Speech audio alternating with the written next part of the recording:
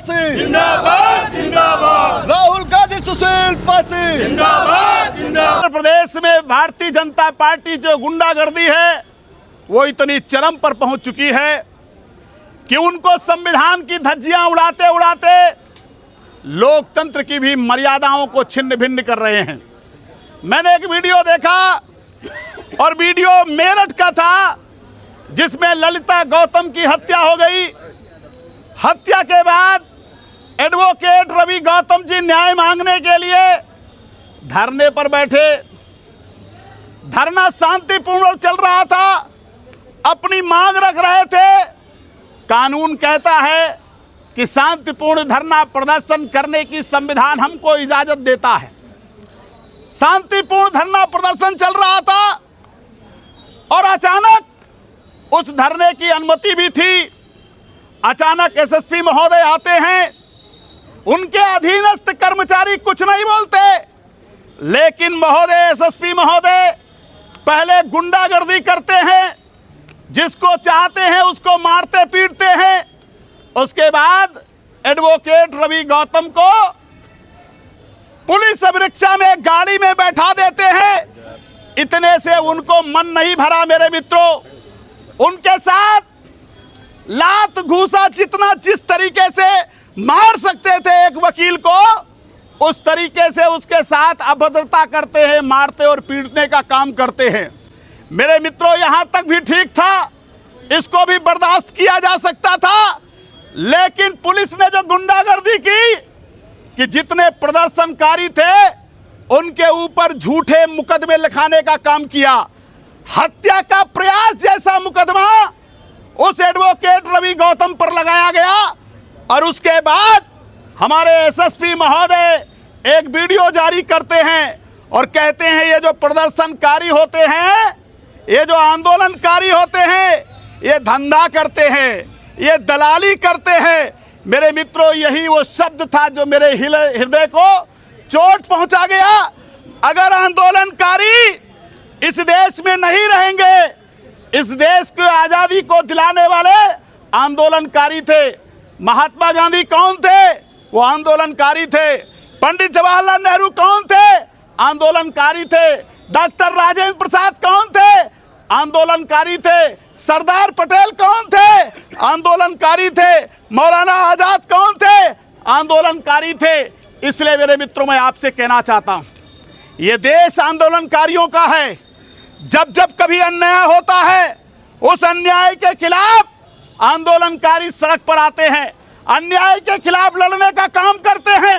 लेकिन भारतीय जनता पार्टी कहती है ये नेता मुक्त, वो चाहते हैं नेता मुक्त भारत बन जाए, कोई आंदोलनकारी ना रहे। जितने चोर हो, जितने उचक्के हो, सब उनके साथ चले जाएं, बाकी कोई नेता नहीं बचना चाहिए। और इसीलिए भाजपा ने एक नारा दिया था, सबका साथ सबका विश्वास। सबका मतलब समझते हैं, जो समाजवादी पार्टी के चोर उचक्के थे वो आज भारतीय जनता पार्टी में है। बा का मतलब था जो बहुजन समाज पार्टी, जो बहुजन समाज पार्टी का कार्यकर्ता जो दरी बिछाता था उसको कोई पूछने वाला नहीं है, लेकिन जो उसको लूटा है वो आज भारतीय जनता पार्टी में है। जो कांग्रेस में लुटेरे थे, जो कांग्रेस को लूट करके गए, वो भी भारतीय जनता पार्टी में पहुंच गए। सामान्य समाजवादी पार्टी के लुटेरे पहुंच गए, बामाने बहुजन समाज पार्टी के लुटेरे पहुंच गए, और कामाने कांग्रेस के लुटेरे जो थे वो भी भारतीय जनता पार्टी में पहुंच गए। यानी जितने लूटने वाले थे वो सब भारतीय जनता पार्टी में पहुंच गए, और जो भारतीय जनता पार्टी में दरा बिछाने वाले थे वो आज उनको कोई पूछने वाला नहीं है। मेरे मित्रों, इसलिए मैं आपसे कहना चाहता हूं, ये जो मेरठ के एसएसपी ने लोकतंत्र की हत्या की है, उनके ऊपर मुकदमा लिखा जाना चाहिए। क्यों? क्योंकि अगर उनको कोई बल प्रयोग करना चाहिए था तो किसी ना किसी मजिस्ट्रेट की अनुमति लेनी चाहिए थी। वो प्रदर्शनकारी अगर डीएम से मिलना चाहते थे, लेकिन पुलिस ने अपने तरीके से उनको मिलने नहीं दिया गया, उनके ऊपर मुकदमा लिखा गया, उनको मारा पीटा गया। ये सीधे सीधे इस देश में लोकतंत्र और संविधान की धज्जियां उड़ाई गई हैं। और अगर इस पे न्याय नहीं मिला और भारतीय जनता पार्टी ने न्याय नहीं किया तो हम आज केवल ज्ञापन देने आए हैं। आज के बाद से कांग्रेस का राष्ट्रीय सचिव सुशील पासी इस अन्याय के खिलाफ सड़कों पर लड़ने के लिए बाध्य होगा। मेरे मित्रों, जिंदाबाद जिंदाबाद जिंदाबाद, संघर्ष करो, हम तुम्हारे साथ हैं। मेरी पहली मांग है कि प्रदर्शनकारियों पर जो झूठे मुकदमे लिखे जा रहे हैं वो मुकदमे वापस लिए जाएं, क्योंकि जहां कहीं भी आंदोलन होता है ये पुलिस वाले जो है जानबूझ करके फर्जी मुकदमा लिखने का काम करते हैं। और दूसरी बात यह है कि जिसकी हत्या हुई है वो ललिता गौतम की, उसको न्याय देने का काम किया जाए और जो एडवोकेट रवि गौतम है उसके साथ इंसाफ किया जाए। एक तो वो पेशे से वकील है, क्योंकि मैं भी पेशे से अधिवक्ता हूं, इस नाते से मैं आपसे कह रहा हूं ये लड़ाई कानून की लड़ाई है। मेरे मित्रों, किसी अधिवक्ता को पुलिस की अभिरक्षा में नहीं मारा जा सकता, और मारा भी गया था तो उसके ऊपर फर्जी मुकदमा नहीं लिखा जा सकता है। और ये जो भारतीय जनता पार्टी है उस पर संगीन मुकदमे लिख करके उसकी जो है जान लेने की भी कोशिश कर सकती है, क्योंकि ये भारतीय जनता पार्टी अन्याय काल हो रहा है। मेरे मित्रों, ऐसा अन्याय काल कांग्रेस पार्टी बिजली विभाग वालों के पास में गया। बिजली विभाग वालों ने बनबर्जी अपने मन से लोड बनाना शुरू कर दिया। पावर का जो लोड होता है, जिसका 3 किलोवाट है उसको 5 किलोवाट कर रहे हैं। ना उपभोक्ता से पूछ रहे हैं, जब वो बिजली कम उपभोक्ता करता है तब उसका लोड नहीं घटाते। मेरे मित्रों, लगातार बिजली विभाग एक वसूली विभाग बन चुका है। इसलिए मेरे मित्रों, हम 2 मांग लेकर के आए हैं। और तीसरी मांग क्या कह रहे हैं? आज हमारे किसानों को खाद की जरूरत है, तो ये भारतीय जनता पार्टी उनको किसानों को खाद देना नहीं चाहती है, बल्कि उनको लाठियां देने का काम कर रही है। इसलिए मेरे मित्रों, हम आपसे कहना चाहते हैं, अगर आप किसानों को खाद नहीं दे सकते, आप उपभोक्ताओं को 300 यूनिट बिजली फ्री नहीं दे सकते, और जो फर्जी बिल है उसको आप खत्म नहीं कर सकते, और जो न्याय मांगेगा उसके ऊपर आप फर्जी मुकदमा लिखने का काम करेंगे, ये कैसा अन्याय काल आपने चला दिया। ये भारतीय जनता पार्टी ने जिस तरीके से अन्याय काल किया है उसके खिलाफ कांग्रेस चुप नहीं बैठेगी। मेरे मित्रों, जननायक राहुल गांधी जी और हमारी नेता प्रियंका गांधी जी प्रतिरोध की राजनीति पूरे देश में अकेले कर रही है। पेपर लीक का मामला हुआ, हमारे जननायक राहुल गांधी ने विरोध किया। किसानों पर अन्याय हुआ तो राहुल गांधी ने विरोध करने का काम किया।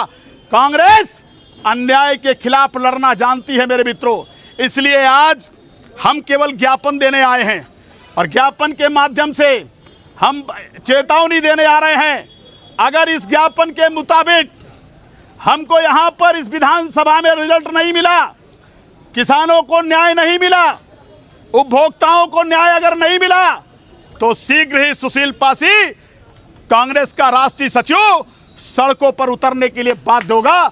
और हम ये सड़कें,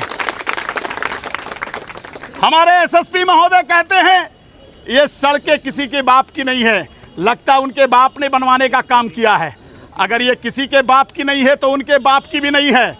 ये वर्दी उतार करके अगर अन्याय करते तो ये देश की जनता आपको जवाब देने का काम करती। मेरे मित्रों, निश्चित तौर पर एसएसपी मेरठ ने पूरे देश के आंदोलनकारियों को चुनौती दी है। पूरे देश के लोगों को, जो आंदोलनकारी हैं, जो प्रदर्शनकारी हैं, उनके साथ उसने चुनौती करने का काम किया है। और आज के बाद हम लोग चुप बैठने वाले नहीं हैं। मेरे मित्रों, जब तक इंसाफ नहीं हो जाएगा तब तक हम चुप बैठने वाले नहीं हैं। इन्हीं शब्दों के साथ हम आप लोग कहेंगे, क्योंकि आज हमारा उद्देश्य यह है कि हम पहले एसडीएम महोदय को, राष्ट्रपति महोदय को संबोधित ज्ञापन देंगे, और अगर हमको इसमें आश्वासन मिलता है तो हम बात को आगे बढ़ाएंगे, वरना हम यहीं पर जो है धरना प्रदर्शन की अग्रिम कार्रवाई करेंगे। संगीन अपराध का मुकदमा प्रदर्शनकारियों पर अगर लगेगा तो कांग्रेस चुप नहीं बैठेगी।